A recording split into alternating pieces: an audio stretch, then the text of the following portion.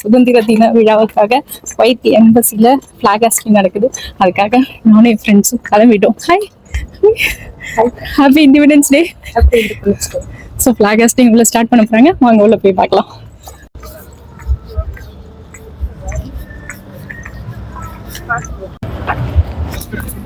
உள்ள பாத்தீங்கன்னா first civil ஐடிலாம் check பண்ணிட்டு தான் உள்ள என்ட்ரன்ஸ் அலோ பண்றாங்க. Namaste and a very good morning to all of you.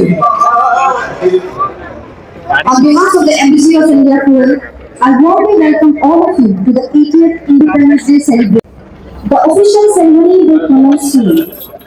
While you're waiting, you may take selfies at the same.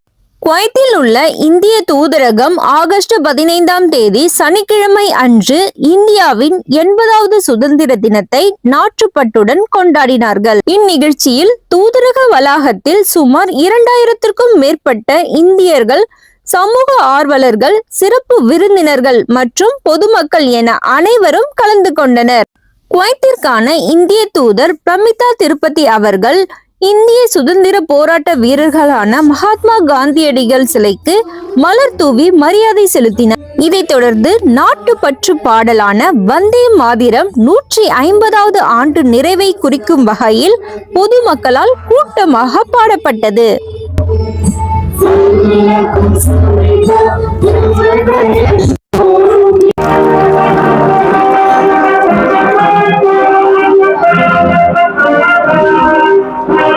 பின்னர் இந்திய தூதர் தேசிய கொடியை ஏற்றினார். அதைத் தொடர்ந்து தேசிய கீதமான ஜனகன மன பாடலும் பாடப்பட்டது.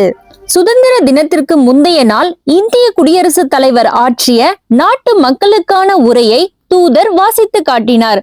அந்த உரையானது இந்தியாவின் சாதனைகள், லட்சியங்கள் மற்றும் விஷித் பாரத் 2047க்கான திட்டத்தின் கீழ் அனைவரையும் உள்ளடக்கிய வளர்ச்சி மற்றும் முன்னேற்றத்தை நோக்கிய மற்றும் தொடர்ச்சியான பயணத்தை எடுத்துரைத்தார். மேலும் இந்திய தூதர் தனது உரையில் பரஸ்பர மரியாதை, நல்லெண்ணம் மற்றும் வலுவான மக்கள் தொடர்புகளால் வலுப்பெற்ற இந்தியாவுக்கும் குவைத்துக்கும் இடையிலான நெருக்கமான மற்றும் நீண்டகால உறவுகளையும் எடுத்துரைத்தார்.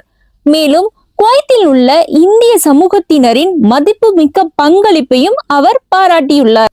இந்திய தேசிய கொடியுடன் புகைப்படம் எடுத்தும் என் இந்தியா என் கதை, என் பார்வையில் இந்தியா புகைப்பட போட்டி மற்றும் ஓவிய போட்டி மற்றும் பல்வேறு போட்டிகளில் கலந்து கொண்டு வெற்றி பெற்ற அனைவருக்கும் சான்றிதழ் அளித்து பாராட்டினார் இந்திய தூதர் பிரமிதா திருப்பதி அவர்கள்.